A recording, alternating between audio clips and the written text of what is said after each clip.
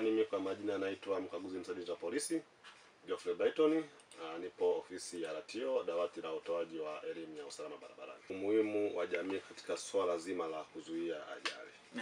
Jamii nayo umuhimu wa kushiriki katika kuzuia ajali. Jeshi la polisi peke yetu hatuwezi kumudu kuzuia ajali. Lazima tushirikishe na jamii kwa namna moja ama nyingine ili kuhakikisha sasa hizi tunapunguza ajali ama kuzuia kabisa. Jamii inaoskadi katika kuzuia ajali. Kwanza ni utoaji wa elimu ya usalama barabarani. Jamii inayo umuhimu wa kupata elimu ya usalama barabarani. Unapopata elimu ya usalama barabarani, maana yake na wewe unaenda kuisambaza kwa whether kwa familia au kwa maeneo mengine. Kwa mfano ndani ya familia, tunafahamu kabisa kutovaa helmet ni kosa kisheria, au sio? Au ukipata ajali, kiungo cha kwanza kufika chini ni kichwa. Kwa hiyo sasa unapomuona wewe ni mama huko nyumbani, umemuona mume wako anatoka nyumbani hajavaa kofia.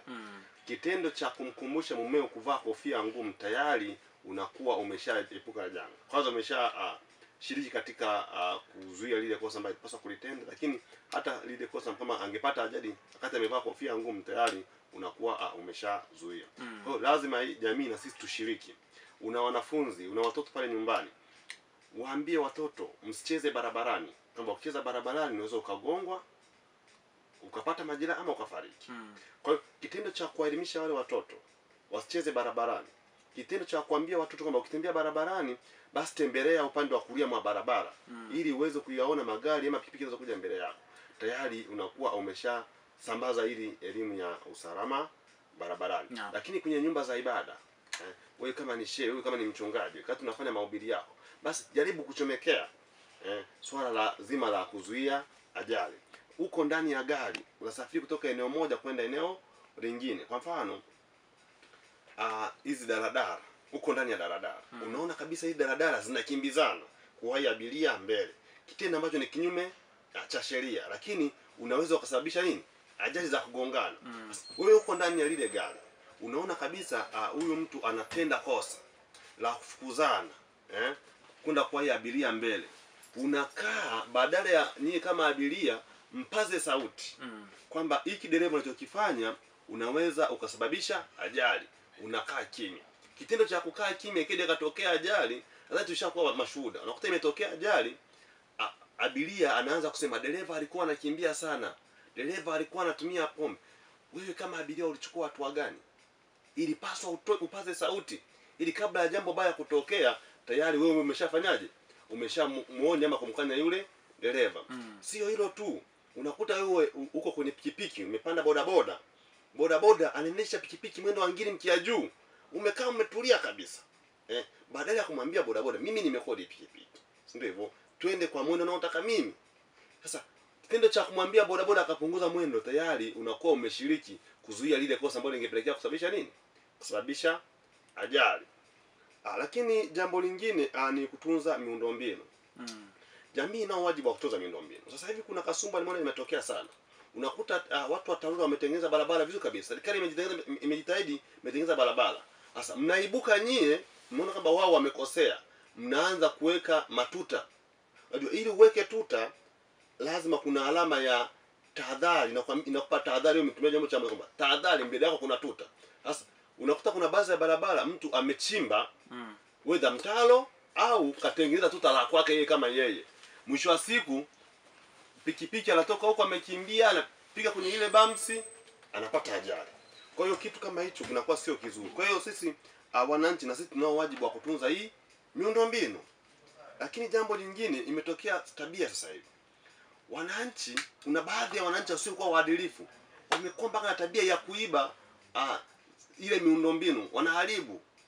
Unakuta zile alama za barabarani, unajua kuna haya mabango yameweka barabarani, labda ni alama ya ambi, inakuonyesha pale mbele usikimbie speed kadhaa.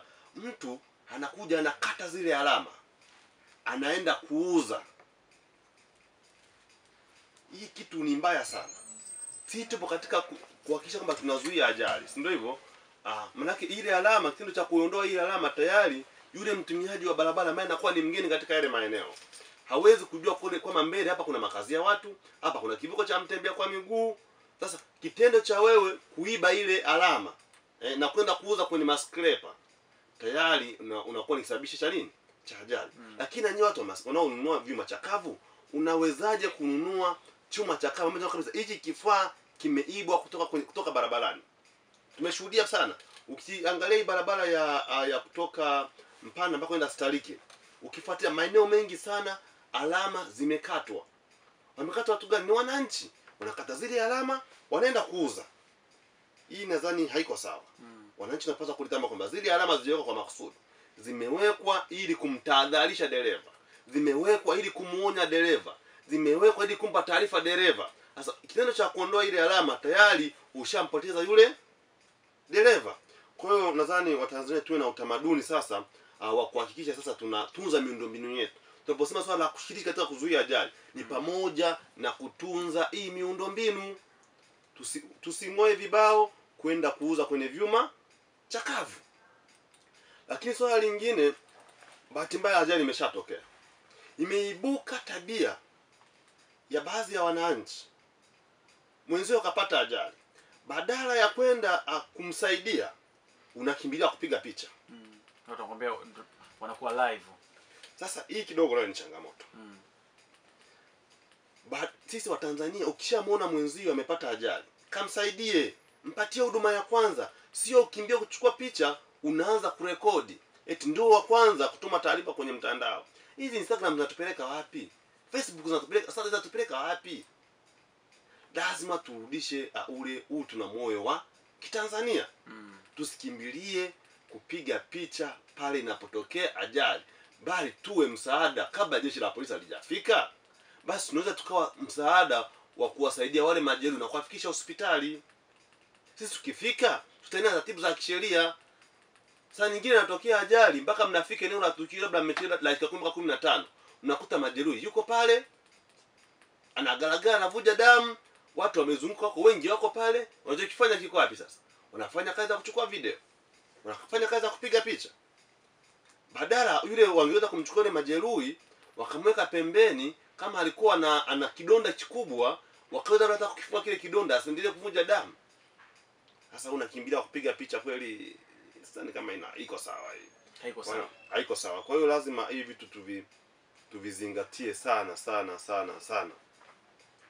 Lakini swala lingine, tunaposema swala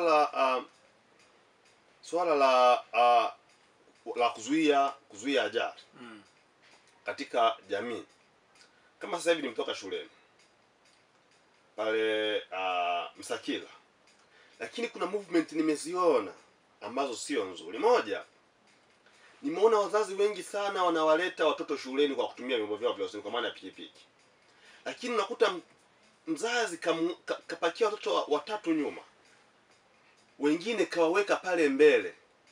Unakuta ni mtoto mdogo kabisa, mzazi hajavaa element, sawa, lakini mtoto umeweka pale kwenye tenki. Ile tenki pale, mlaki ule upepo wote wa kwenye pikipiki unaisha kwenye kifua cha mtoto. Mtoto anakuwa hajavaa hata kisweta, ndani hajavaa hata singlet.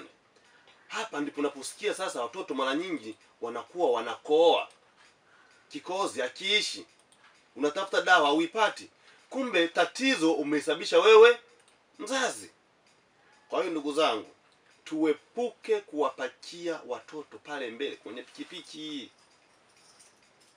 Sambamba na hilo, wakina mama wanaobeba watoto wadogo kutoka eneo moja, wewe anatoka nyumbani anaenda kliniki, sasa hivi ndio wamekuwa hawajai, si kuna wengine sio wanakuwa hawajui thamani ya watoto. Unakuta mama kapanda kwenye pikipiki, mtoto badala ya amgeuzie kwa mbele amweke safe, mtoto anamtelekeza nyuma. Alafu muda huo pikipiki iko mwendo wa ngiri mkia juu, mtoto yuko nyuma. Hivi kwa bahati mbaya ule mtandio ama kitenge ama kanga ikifunguka, kuna usalama mtoto kule nyuma? Hakuna usalama mtoto. Kwa hiyo lazima tuangalie namna gani naenda kupanda pikipiki. Hii pikipiki naipanda kwa namna gani? Kwa kina mama wanajua namna vizuri ya kupanda pikipiki tu hivyo. Geuzia mtoto wako kwa mbele, panda pikipiki yako na ukae kiume, usikae kike kwenye pikipiki ingali umebeba mtoto. Ili uwe wa kwanza kupata taarifa zetu, usisahau kusubscribe, kulike na kushare.